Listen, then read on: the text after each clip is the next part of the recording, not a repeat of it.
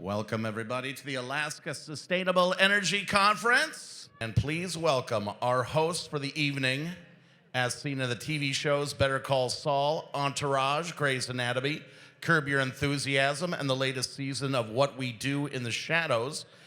They had their own show on ESPN that ran for 77 episodes called Cheap Seats. They were also in the movie Wild Hogs, and now can be seen in post offices on billboards all across the country. Ladies and gentlemen, the Sklar Brothers! All right. Yes. That's just the kind of tepid applause we wanted. Thank you. What are we at, a golf tournament? There we go. This is an energy conference. Let's see some energy. You guys happy to be here? Let's make some noise. Come on. Good. You are giving us Western Canada energy. Yeah, you want Alaska energy. What are we in, Banff? No. We're in Alaska right now.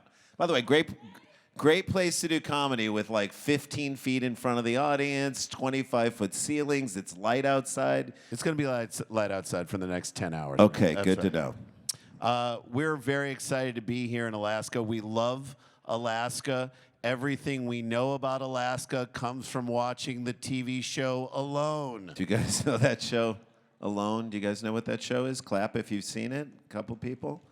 If you don't know, we'll explain it to you. They drop 10 people into the wilderness up north. Survivalists. And they have a couple of things with them, and then they have to survive as long as they can. And if they don't think they can stay, they get on the walkie-talkie, they call the boat, and they pick them up. What I love about Alone is they make you think that you know who's going to win on the very first day. And you're always wrong. Always. There's a ex-Marine. He doesn't have a family. He builds a 2-story house for some reason.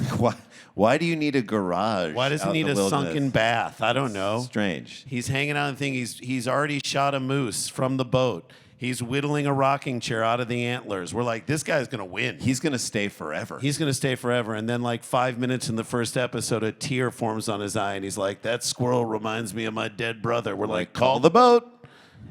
Call the boat. This dude's gone. Meanwhile, there's like a woman who's like, I won't hunt. I'm only going to forage. And we're like, do not drop her off. Get her out of here. Get her out of here now. Meanwhile, she stays and like They just forget about her. So 3 seasons later, they come back and they're like, oh my God, Beth, what do you do? Holy crap, she's still here. How did you gain weight? Oh my God. You had 16 berries and a leech in 3 years and now your pants don't fit? What's going on, Beth? Beth. Come on, girl. I love in Alaska that everybody has like 6 jobs, right? Nobody can just do the one thing that they're doing. They're like, I am this, and I'm also... Even your last governor owned like a bar as also. well, right? I think he was also a freelance gynecologist. That's weird. Know. That's not a freelance job. You want a regular gynecologist looking at you. Don't get your gynecology exams in a van outside of a Costco, ladies. That is our lesson tonight, if we have a lesson tonight. Yeah, for anyone... We're doing this, though, for the future, right? We're doing this for our kids. Yes? I mean... Yeah, for the future of Alaska and energy and how we sustain this wonderful, beautiful thing. And I think it's good for our kids, even though our kids won't care. Our kids don't care that we're doing this. Our kids are teenagers. They don't care about anything we do. Jay and I have 2 kids. And that is too many kids. Yeah. I'll just admit it. That's socially irresponsible that we have 2 kids. The only good thing about having 2 kids is that if anybody has less than you and they complain about anything and you hear it, you're allowed to publicly humiliate that person. Feels good. Fun. It is. Yeah, I love people, by the way. Anyone who has less than 2 kids, we had a friend of ours who had 1 kid and was complaining how hard his life was. 1 17-month-old child. I was like, dude, 1 17-month-old kid, you're a parent like an optometrist is a doctor. Barely. You are barely a parent. You're a doctor like Dr. Dre is a doctor. Barely. Crazy. 1 17-month-old kid. If you don't know what a 17-month-old kid will explain it to you. Okay, it's a dog that occasionally talks. That's all a 17-month-old is. A magical dog. And that's too much for you. Then I love our friends that just have pets, and that's too overwhelming for them. The pet is too much. We're like, hey, man, we're getting a drink after the show. You want to come with us? They're like, no, man, I got to get home and let the dog out. It's my baby. That's my boy. My baby. It's like raising a child. It's like raising a kid. It's exactly like raising a child. We're like, is it? Because if you can tie it up while you go have brunch, it's not a kid. That's not a kid. That's not a kid. Thank you. If it runs away and 2 weeks later you're like, let's just get another one and call it the same name. That It's is not not a a kid. kid. If it turns 15 and you're thinking about putting it to sleep, that actually is a kid. That's That is a terrible horrible teenager. who will not stop playing Fortnite. Are you guys happy I wore my most Alaska sweater that I could possibly muster up? Thank you very much. You look like Judd Hirsch's therapist. Thank Is what you. you look like. You look like a porn star's uncle with that That's right. mustache. You look like a Jewish Magnum PI. That's Thank what you you. look like. Menachem P.I. I'll right. take it. Jay, you look like you go to Disneyland without kids. I like the rides. Why am I a jerk? This got personal real quick. Sorry about that. This is about Alaska. This is about Alaska, you guys. It's a miracle that we're on stage, though. We did mention that we It's have a miracle that I'm functioning with all the abuse. I have 2 teenage daughters with all the abuse I get on a daily basis. I don't deserve this abuse. No, you don't What I deserve say it was like living with 2 teenage daughters. Randy told me that living with 2 teenage daughters is like living with your 2 worst internet trolls all day, every day. Can't block them. You cannot mute them. All right? Imagine getting trolled all day long by someone and then having to drive that person to gymnastics. That's just makes no sense. I got mocked the other day for buying the wrong apples. I didn't even know that was something you could screw up. Sitting on the couch minding my own business, my 15-year-old comes in with an apple that's all brown and wrinkly on one side. She's like, do you even know how to buy apples? I was like, yeah, when I was your age, I was turning that thing into a pipe. So yeah, I know how to buy apples. Which was fun to say to no one because the second I started talking, she left the room. Oh, yeah, she's gone. She's out of the room. And by the way, it doesn't matter how accomplished you are as the dad. Doesn't matter what you've done for the world as the dad. If you're a dad and you have teenage daughters, they're going to troll you all day long. I don't think we give Barack Obama enough credit for being president of the United States with 2 teenage daughters. in the 2 White House. teenage daughters. First black president, Mazel tov. That's pretty good. amazing accomplishment. but 2 teenage daughters.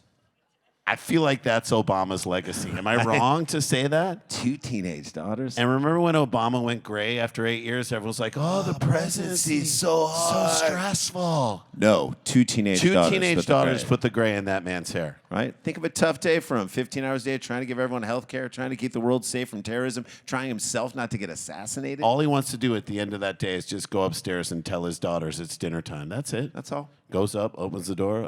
Zasha, Malia, dinner. They're like, Oh my God, you're seriously so the worst annoying. person You're the ever. most Dude, annoying person Do you on the hear your planet. stupid voice It's right so now? It's monotone. so monotone. There's Like, no. what is there's he nothing. talking What about? is he has no even emotion. saying? I don't Zero even know what emotion I don't whatsoever. get. And this is our room. You can't just come in here whenever you want. This isn't Afghanistan, all right? Okay. You can't just bounce in when you want to.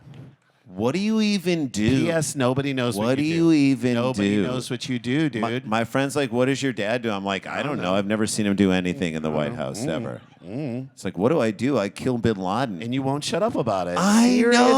Seriously. You got to moveon.org, Dad. Thank you. Jesus Christ. Oh my God. He's like, hey, I am the president of the United States of America. They're like, well, you're not the president of this family. No, you're not. Mom is. Mom is the president of the Obamas. Okay? You're hardly the Secretary of Transportation, okay? Now, why don't you drive us to the mall, Barry? Barry. You watch your mouth. I was there when you were born. And they're like, and yet nobody knows where you were born based on the documentation. That's what I needed. An applause break from you guys right over here. One drunk lady. I'm just kidding. Thank you. You guys should all be drunk right now. Should we get this thing rolling? So we have some important, wonderful people here tonight who want to talk to you guys, who want to kick off this energy conference, and I love your energy so far. Before we get to the people who are here, the Lieutenant Governor is here. Let's give her a round of applause. Could you stand up, Nancy Dahlstrom? Great to see you. Love you, Nancy. Thank you. We got to hang out with her earlier and talk to her. She's wonderful. And let's get to our guests here. Let's start, first of all, with the guy who's putting this on. This is the second year this is happening. He played basketball at Duke University. That's a different Mike different Dunleavy. Mike Dunleavy? Different Mike Okay, Dunleavy. I'm sorry. He's an NBA coach. That's different Mike Dunleavy. That's his father. Okay. God, there's so many, and they're all tall. Oh, God. You're going to see how short and Jewy we are in about 5 seconds. And you're going to be like, what are you, trolls? Where did you guys come from? What bridge did you crawl All from right. That's how good-looking and tall Mike Dunleavy is. He's fantastic. I love that he's put this whole thing together. I love that all of you guys are here tonight. We have special guests and then music later. You came on a great night. And let's do it. Let's bring him up right now. Will you please welcome your governor, Mike Dunleavy. Dunleavy. Where are you, buddy? Come on. There he is. There Come he on is. up. Fantastic. Keep the applause going. I don't want it to die out before he gets to the stage. He just went bear hunting, you guys. Look at this guy. Beautiful. Hello, sir. Great to see you. Great to see you. Thank you. Grab a microphone, have a seat.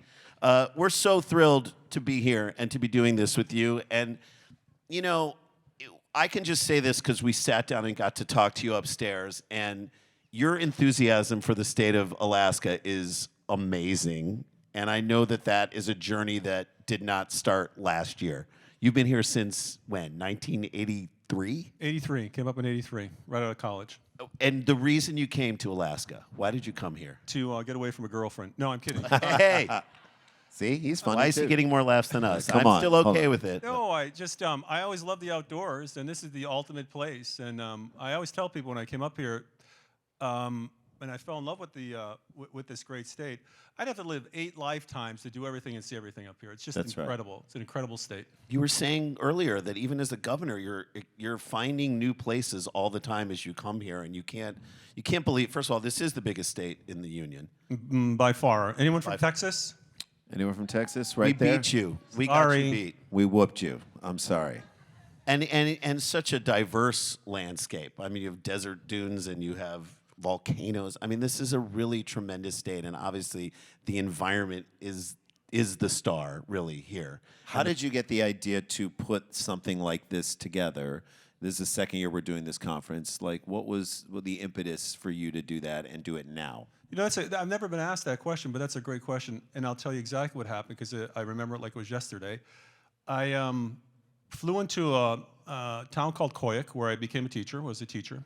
I left Pennsylvania.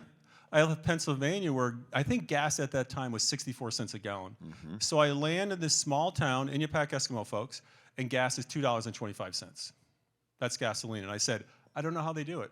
That was in the early 80s. Mm-hmm. And so at that point, and you know, I just started to think, how can folks live out here? How can you have an economy out here? How can you do things out here if you're saddled with high prices of energy? And the irony about Alaska is we're drowning in energy. That's what this conference is about. It's to highlight all of those possibilities. But we're drowning in energy, but we are struggling to harness it for all Alaskans. And so that's what this is about, really, is to how do we do that? How do we help some of the most isolated Americans in the country, some of the poorest Americans in the country? How do we help those folks realize the American dream? And without cheap energy and consistent energy, it's not going to happen. Yeah, you can't live a regular life. I mean, you need the energy in every part of your life. Yeah. So obviously, and your children are now your children are Alaskan. They were born here. Yes. So, and they still live here. And obviously, you're thinking about them and their future and their lives here. And that's, to me, what this is about. I mean, that's what It's preserving it for the future and figuring out ways to do it. And also, I think, you know, as we sort of ramped up to this, there isn't any one way that you have to. It's a much more nuanced discussion in terms of what are all the ways that we can do this, and you know, what are some of the ways and some of the things that you found, okay, this might be the path forward on a few issues. It depends on where you're at. I mean, Alaska has just about every energy type you can think of. Geothermal, second largest tides in the world. I mean, when it comes to geothermal, we have 130 volcanoes. 30 are active, just right across the inlet.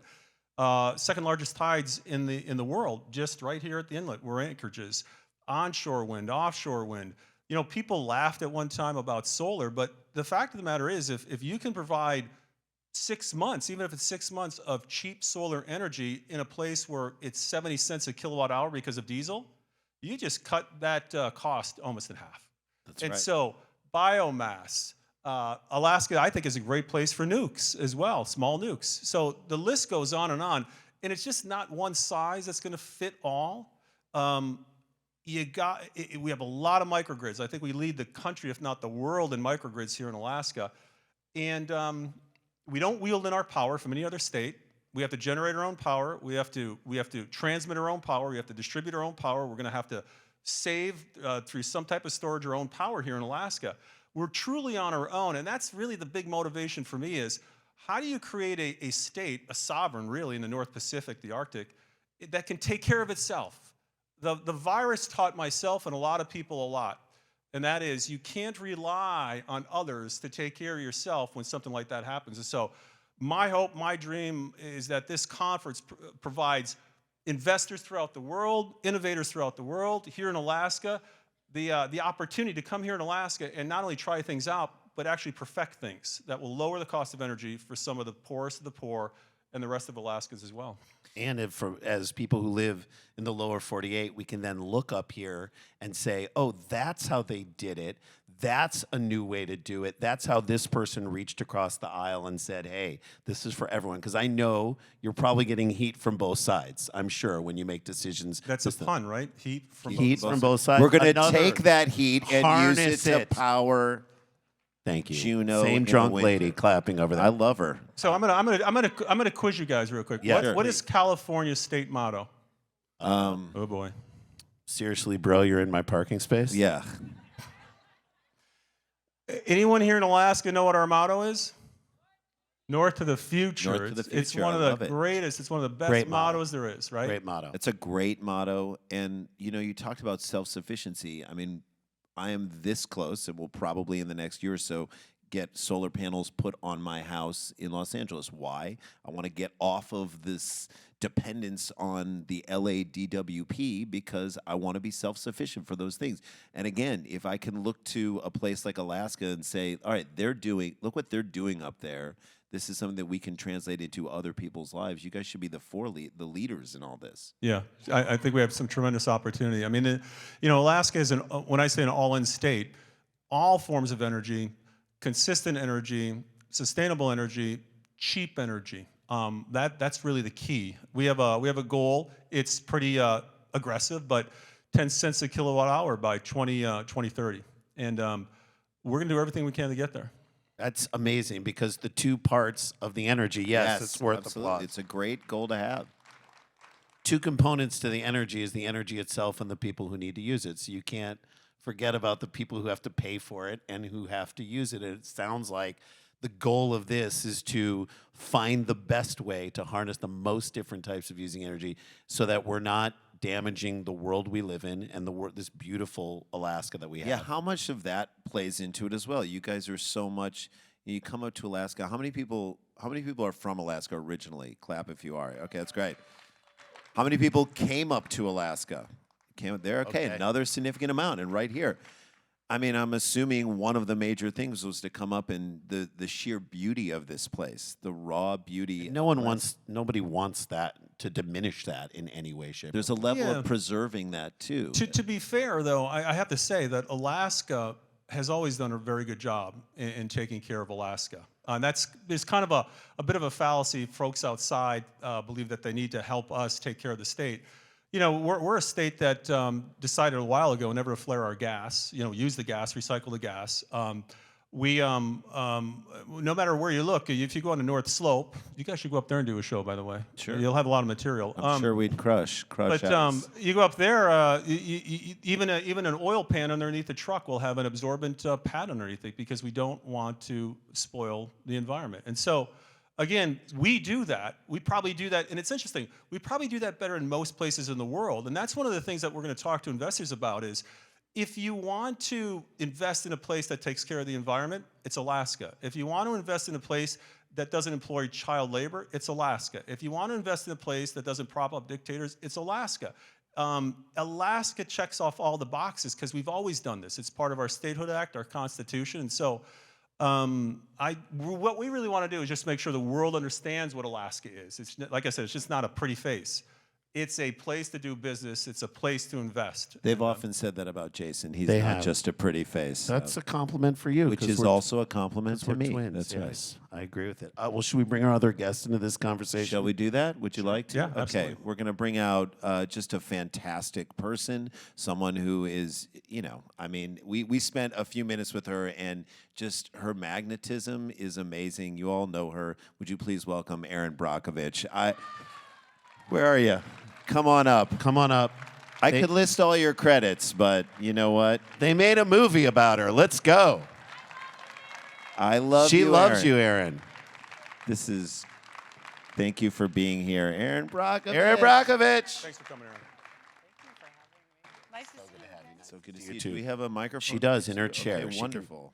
Well, this is lovely, and this is awesome, and I love that the governor invited you to come here too, because your life has become synonymous with environmental issues. I don't know if you set out to do that as you were a young child, but I mean, obviously, a lot of people know what you've done, but I think it's worthwhile reiterating your journey a little bit and how you've become connected to environmental issues.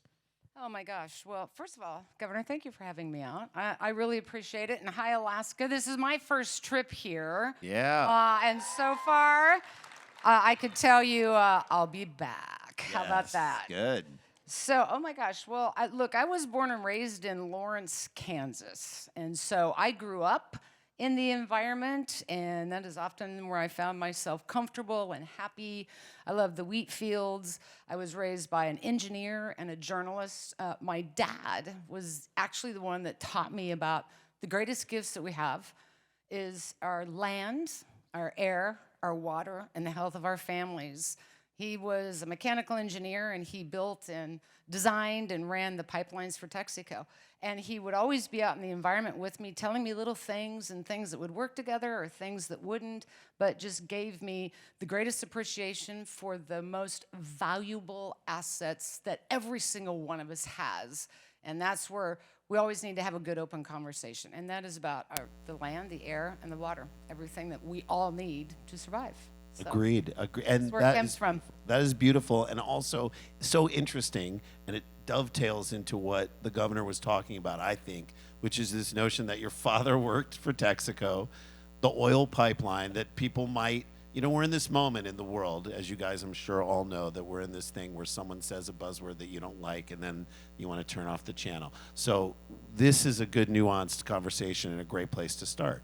Your father worked on the pipeline, but he was the one who taught you about the importance of the environment. I think that's sort of some of the things you were just talking about. Yeah, I think, well, I'm jumping in here, but I think Be my guest. And I think Erin would say this as well. It's not an either or. It's not a this or them. It doesn't have to be that way. It can be, like I said, Alaska's an all-in state. We're talking about nukes. Some people don't like nukes. We're talking about carbon capture. Some people don't like carbon capture. Tidal, you name it. But you know, the reality is fossil fuels are going to be with us for some time. But that doesn't mean we don't employ some of this new technology to lower the cost of energy as well. And so it's really, I think, hopefully Alaska can be a leader in this, and that is, it's not an either or, it's not a this or them, but we're kind of all in this together, and if we do it the right way, we all benefit from it. And it is about, and Erin, you know, it's about doing it the right way, not Yeah. cutting a corner, Yeah. but doing it the right way. And there are options out here now that didn't exist years ago that when you do it that way, it actually may be cheaper, and it also isn't cutting a corner too. It's very true, and the governor and I talked earlier before I came out here, and it is this all or nothing or my way or the highway just isn't working out for any one of us. And I've never gotten involved in the environment thinking that it was something that was owned by one political party or the other. And these are the conversations that I was really happy to come out here and have the conversation. But it is about, and when I began my work out in Hinckley, California with Pacific Gas and Electric, it wasn't about, oh, I'm against industry. It was about, you're doing something wrong. It was about the lack of transparency and an issue that on the upfront could have been dealt with as opposed to just kicking the can down the line. So I'm always about that open conversation. And there is a good way for us to do things. There's a bad way for us to do things. And I think it's important. There are multiple prong approaches to renewable energy. It's just not one thing or the other. So I talk and I learn and I see a lot about planning, implementation, being realistic and transparent. I mean, a lot of our renewables, as we move that direction, we have a gap of 7 to 10 years before all of that's even in play. So I think it's important how we are being realistic about how we're moving forward with multiple prong approaches and having a prepared plan in those gap windows should we have a disaster, what it is we're going to do and how we can handle that. So that's a big part of Huge. what I do. I love that, and I think that probably speaks to a lot of the work you guys are currently doing right now. Yeah, no, I mean, you have to. And really what I would love to see, which is really not happening yet, is a deep conversation amongst all that are interested in energy and sustainable energy and cheap energy. Understanding that, you know, when some folks say oil and gas is bad, but this side is good, it's kind of a skewed value system that we really have to work through. There are costs to everything. If you're going to build windmills, you have to mine. You have to get the materials from somewhere. And you know, you want to do it right, but to this idea that if you go with wind or you go with solar, that saves the planet. Well, you not necessarily. I mean, if you don't do it the right way, if you don't mine the right way, but just as importantly, if you forget the idea that you have to have storage, as Erin was saying, you know, in the next 7 years, 8 years, the challenge is going to be storage that's cost effective, that can be put together in a manner that makes sense for the different energy that's being produced and stored. If you don't do that, it's not really going to work. And you're seeing some of that a little bit in Europe because of this war with Russia and Ukraine, quickly jumping to one type of energy or one approach without all of the technology in between.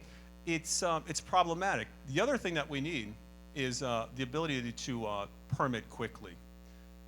If we can't permit quickly, if we can't have the agencies permit quickly, it doesn't matter if it's fossil fuels or if it's wind or solar, if we can't do transmission lines, if we can't do distribution lines, et cetera, or even certain types of storage, we're going to miss out on, I think, some tremendous opportunities. So you have billions of dollars right now through the various programs that the federal government has put forth, and a lot of it's sitting there waiting for projects to be permitted. It's got to be done in a timely fashion, a quick fashion, or I think we're going to miss the boat. And what's going to happen is a lot of folks will become disenchanted with this concept of moving to a new way of producing energy and storing energy and transmitting it.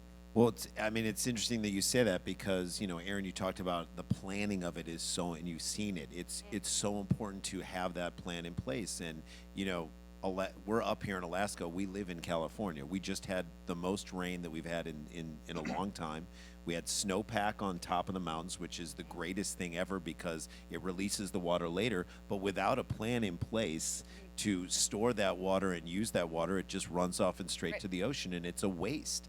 And so you then go back to say, how is Alaska doing this? How are they planning that you guys? Well, so how do you expedite the permits? I mean, I know I don't want to oversimplify it, but how do we? I thought you were saying, how do we do rain and snow? Well, you guys we do it probably better than most. Yeah, you guys do a great job with snow. I was going to tell you, excellent work on the snow. There's still some outside.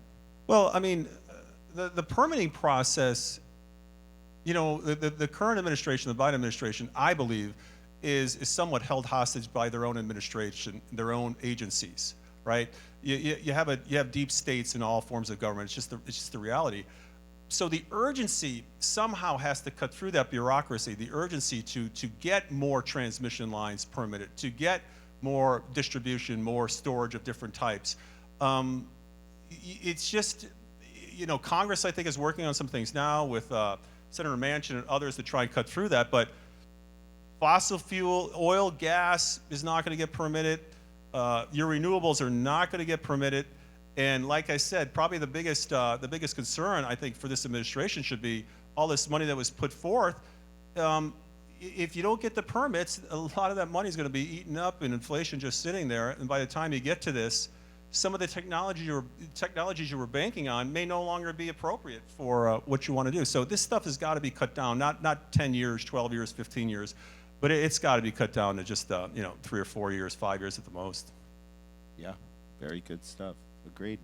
Thank you. Yeah. That was an applause line, I think. I think they were there. We have a paid person in the audience that. A plant.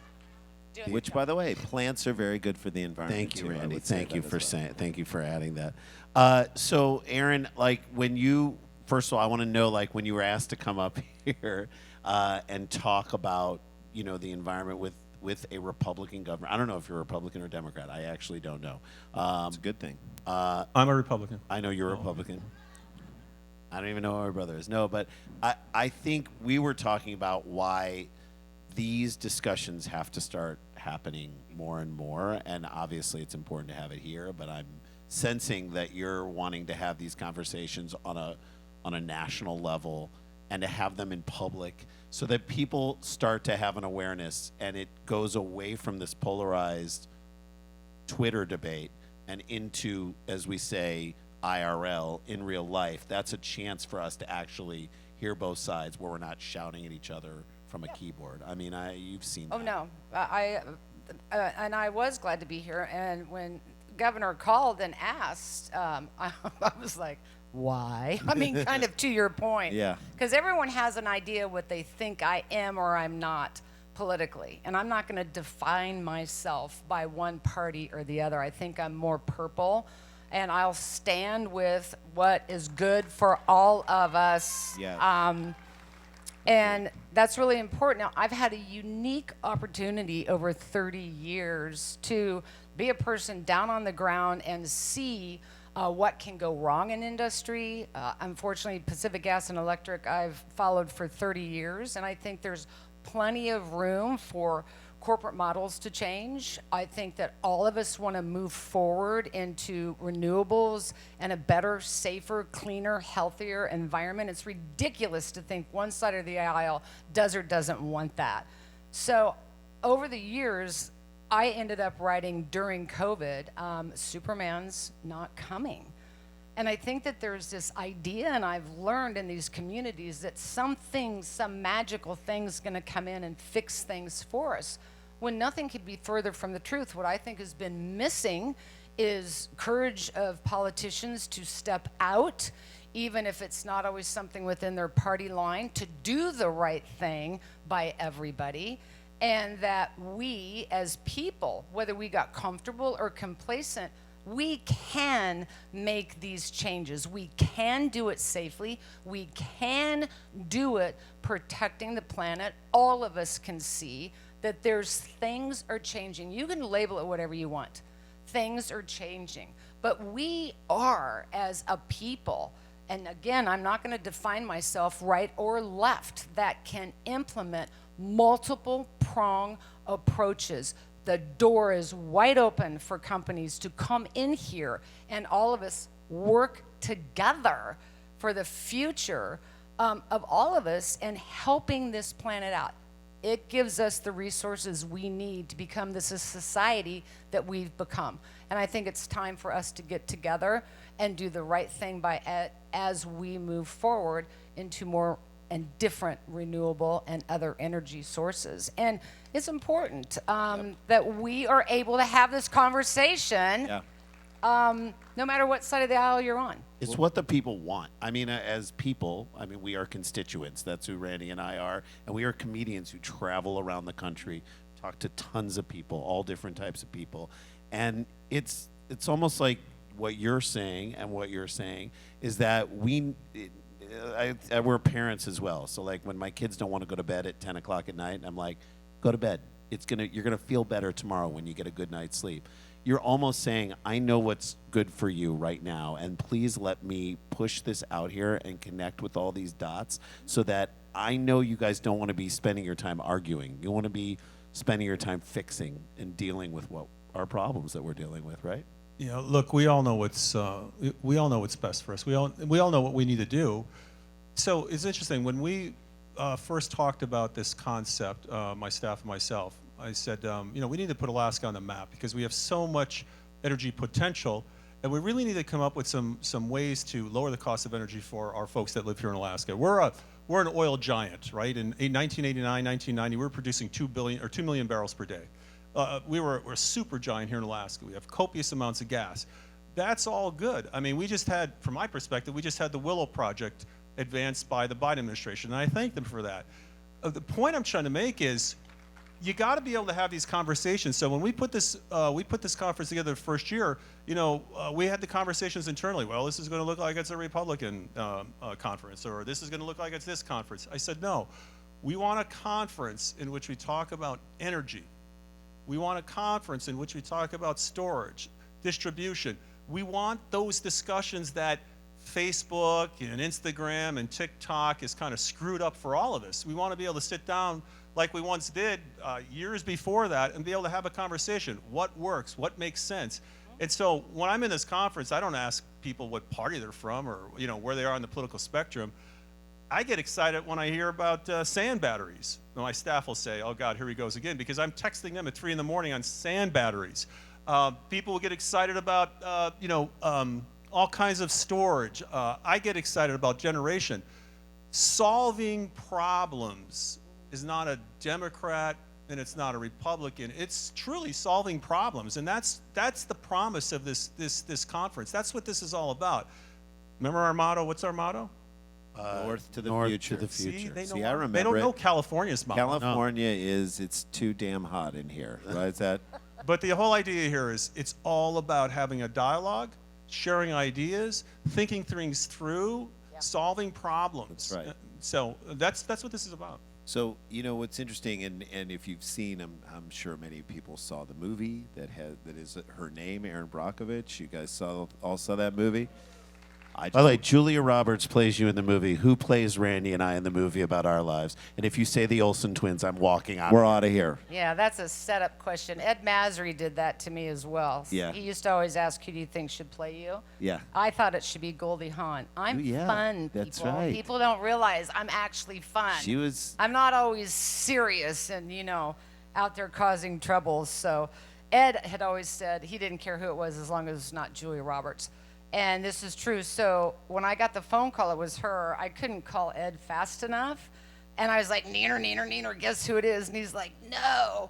He goes, "Okay, but wait, they cast Tom Cruise for me." And I'm like, "Yeah, no, that didn't happen." no. So, Albert Finney. Albert. So how about you want me to say Tom Cruise? Yeah, Tom Cruise for both of us Oh, because there we're you both go. crazy. No, but I do what you did or what the I movie. think you would say we're both short. Yes. Okay, thank you. What the movie sort of portrayed that you did, and I'm curious to know how much of this was this because I think it relates to what we're all talking about right here is, what it showed me as I watched the movie was your ability to talk to real people who, for whatever reason, were untrusting of the people that were actually probably trying to do some good for them. But you were that go-between. The conduit. Right, for a lot of those people to put it in language that they would understand so that they could then move forward and help themselves. Yep. So I think that's needed here, and I'm curious to hear what you think in terms of how do you get that message out to regular people who, maybe say, look, I'm not going to listen to this guy because he's this or whatever, but how do we get the message out to regular people that, okay, this is going to help you moving forward? Well, I mean, this is a start. Last year was a start for this, to have that kind of discussion, because I think what it did was demonstrate to people that, in fact, if we are going to put on an energy conference, it's not going to be tilted one way or the other. That again, it's an all-in approach. I mean, you're going to see in this conference, we're going to talk about gas, because you need a base load, you need a reliable load for some time in the future. A lot of us think that gas is going to be very beneficial, and it's going to help Alaska with exports, et cetera. But nonetheless, you start with this type of a conference where you're not looking at the person next to you, again, what party or what side of the political spectrum you're on. You're having a conversation about the different innovative approaches, the latest technology, the latest programs that could possibly help. What's Alaska doing on microgrids? For example, we're going to talk about this here in, I guess, a day or so. I have to look at my staff, but we just passed a carbon bill. Alaska's going to probably be on the international map for us to be able to deal with carbon and monetize carbon and have conversations around carbon and how Alaska could play a role in it. Alaska with its forests, 43 million acres of forest just under state control. That doesn't include the Chugach or Tongass National Forest, but under Alaska's control. So it starts with having this discussion. I think at first, last year, like I said, people were like, oh, yeah, let's see if this is really going to talk about energy, or is it going to talk about politics? There's policy involved in all discussions, there's no doubt about it, but I think we're at the point now, and this year we're really hammered home, that really what we're all trying to do is put our heads together. How do we solve some of these issues? How do we have the dialogue? How do we get beyond the Facebook, the TikTok, the Instagrams and all that stuff, and really get back to having a dialogue and employing best practices and doing the right thing? It's true. Yes. It's very true. And what I've learned in the communities, like when I began my work in Hinckley, California, I was 31 years old. Let me date myself, if I may, for a moment, because I can't believe we're still having the conversation, or the film still has a life 30-some years into the future. I started working at 31. I'm now 62 and the grandmother of 4. And I've learned in these communities, to your point about, oftentimes why these conversations might not happen. Because there's this idea that we get, and I saw this with every community, and I've worked in communities across this country on a lot of different environmental issues, is that there's always this idea to have the conversation. You have to be a doctor or a lawyer or a politician or a scientist or something else. And that's what happened to me when I started going out there in my little mini skirt and my foul mouth and my stiletto heels. And everyone was like, you're not a lawyer or a doctor or a scientist or anything, so what is it you would know? And I'm like, oh, get real, people. You don't have to be any of that to be a human and to see that the two-headed frogs in the green water is kind of fucked up. So I just came from a human perspective. That's right. And I think all of us are there, but we have forgotten that you don't have to be that. And we put up these barriers and these boundaries and these political things when at the end of the day, this is about us. And look, I don't care what anyone says about me at the end of the day. I absolutely, positively believe that while historically we became this industrialized nation very quickly. And yes, we made mistakes, but there's a great opportunity for us to learn from those, not do that as we move forward for the betterment of everybody in this planet. So I think that we all get it, but why people don't always come up and forward and say anything is because they feel, I'm gonna look stupid, someone's gonna laugh at me. Forget that, it isn't about that at all. Just find that voice and that courage and own. I learned in Hinckley to own what you see, what you're experiencing, what you're living in, and what you believe. And when we cross this line, whatever it is you want to call it, but we become more amenable to working with each other for a really common cause. And I think at the end of the day, that's going to be about our future and this planet and the land, the air, and the water, and the soil. You'll never, ever get me to believe otherwise. We will get there. We can make it if we can just drop these guards and just have the conversation, as difficult as it may be. Once we get past that, I think we might find we have more in common with each other and a common goal about our future. Love it. I'll Yeah. I'll challenge all politicians. It doesn't matter what party you're on, but it's not going to matter if you can do a good Facebook post or have a town hall where you pound the tables. If you can't solve problems for people, if you can't solve problems for the constituents that elected you, and if you think back on your elections, a lot of folks promise things and promise solving problems. That's the easy part. Yeah, if you can't do that, it doesn't matter how many Facebook posts you have or how many press conferences you have. None of that matters. You're going to be judged on whether you did solve problems. And for Alaska, it's energy. For Alaska, it's investment. And really, for me, Alaska, it's the motto, is what did we do to ensure that this is going to be a place for our kids and our grandkids in terms of being north of the future. And so it's solving problems. It's dealing with the problems. And the only way you're going to do that is you got to work with everybody that's got a good idea. You got to work with everyone that has a good idea. That's and right. There's a lot of good ideas out there. And the idea that you're going to put people in a silo or classify them according to their political beliefs when it's a good idea, I think is a tragic mistake. I agree. I agree with that 100%. Yeah, very much so. And you have to have a willingness. You have to have a willingness like you have a willingness to solve the problems. And those of us out there that feel if we're not this or that, we have to have a willingness to be open and listening. Look, whatever we did to become who we were as an industrialized community was all good and well intended. But moving forward, we're going to have to change some things and have the willingness and have the courage to put ourselves out there. And I think that it's important about, are you willing? Are you willing to hear? Are you willing to listen? Are you willing to keep coming back and saying there is a way to solve it and keep coming back at it until you find that solution? And as a politician, you serve the people of the state of All the Alaska. people. all the Alaskans. Your job is to solve the problems for those people, not to do something for yourself as a politician and move yourself forward or solve whatever problems you have. So the very fact that you want to do this is the first step for everybody, and I think it's really commendable. Just as an outsider looking in, that's the first step. That's the I don't even call it a peace offering, but that's the first thing you throw in the center of the ring. I'll make a sports analogy. You see a room full of people, and you're trying to put together the best team possible. Would you look at that room full of people and be like, I'm not going to pick anyone on the left side of the room? Why in the world would you do that? There might be an unbelievable player. If it's a basketball team, you might have the best player in the gym is on the left side of the room. If you're choosing not to look at the left side of the room, then you've just cut off your chances to win.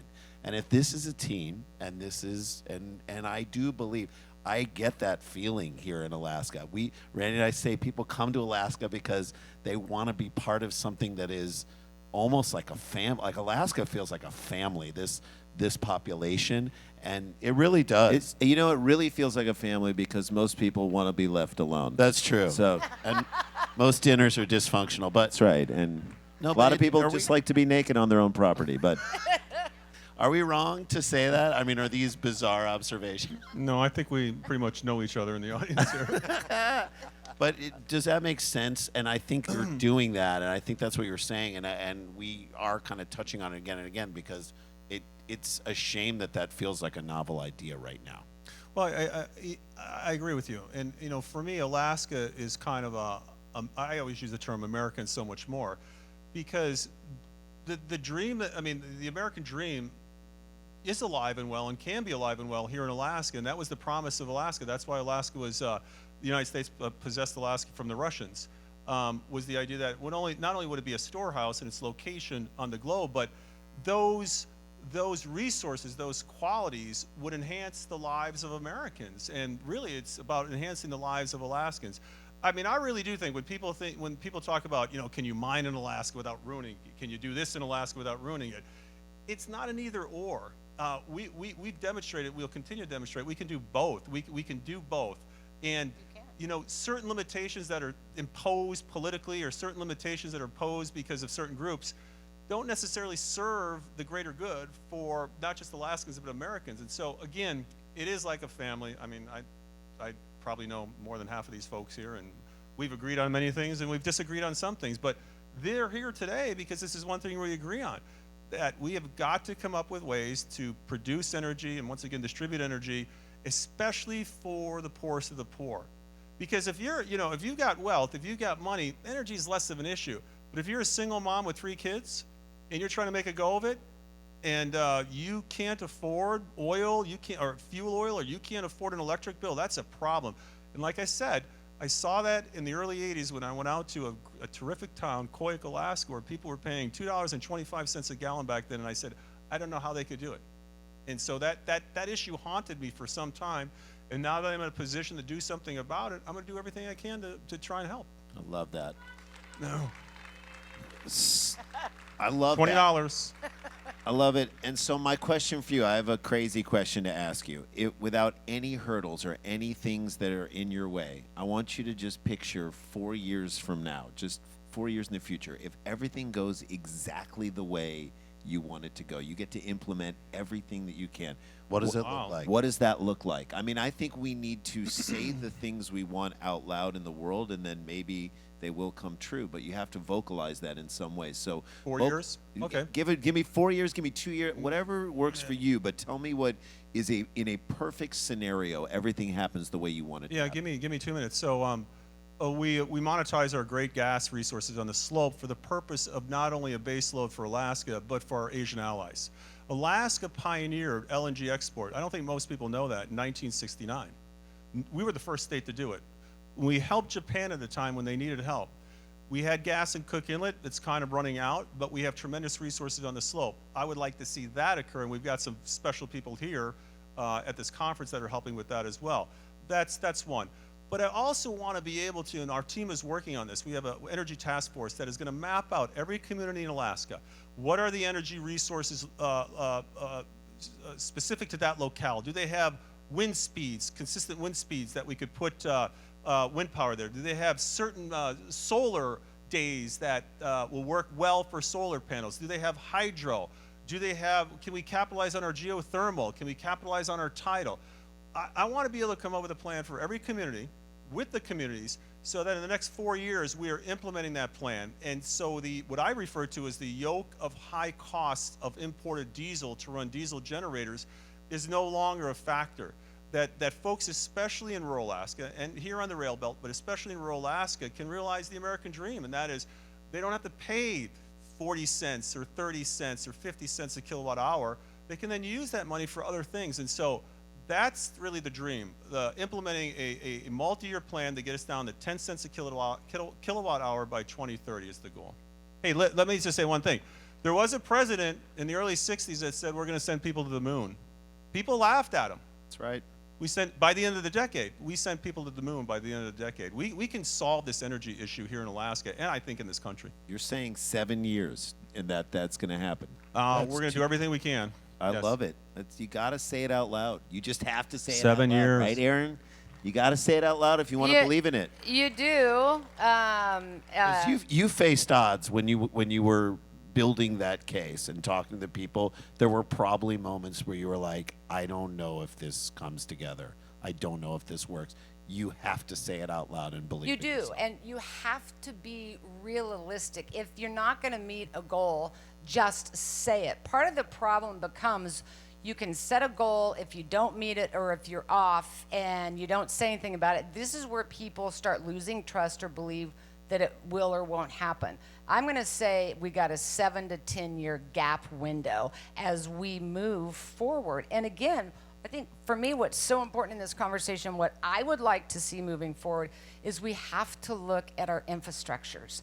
We have to look at what we have in place, where infrastructures are failing, where they're antiquated, and we have to come in and fix and change that because that becomes a huge source of, at least in my line of work, where I see all these disasters and these situations happening. But like the governor said, it's a multi-pronged approach, and every single state will be different. Solar will work in some states. Other states where you don't have the ocean and energy from the tides, well, obviously it won't work there. Solar, wind turbines, all of that is going to make a difference. But where I see us in 7 to 10 years is a whole lot further down the road than where we are today. And if we continue to have these conversations and making a plan, how are you going to roll it out? Being realistic about that plan. Do I think 2030 in the state of California to flip to all energy vehicles is sustainable? I don't. I think there's a whole lot of issues there, starting with a grid and infrastructure system that with changing weather patterns can't sustain where we want to go. So I am encouraged being here today and being a part of this because, again, you know what? The environment is about all of us, and it's always going to be intertwined with politics. But if we could just drop that guard and have a conversation, we're a new world, aren't we? And we're going into a new future, and we can roll it out. But I just think we have to be very clear and open and honest about what those goals are. And I think when we have that kind of conversation, we'll attain and achieve the goals we've set out to do. I think that's what this. Yes, please. I'm certain of it. I agree, and I think that's what this conference is about. That's what opening up the dialogue is about. I think it's about education too. I have a daughter who's was in her middle school. Her sort of area of study was environmental sciences. That's a thing that didn't exist when we were kids. That was not something that was taught, and so as a result, she's much more aware of all the things and problems and issues that exist out there. I think education is another angle to go in terms of getting younger people to kind of be conscious of that. And also, I'm going to say this: when good things come out of conferences like this, please make sure you share that information with the people. Don't be humble. You can stand up and say, look what came out of this conference.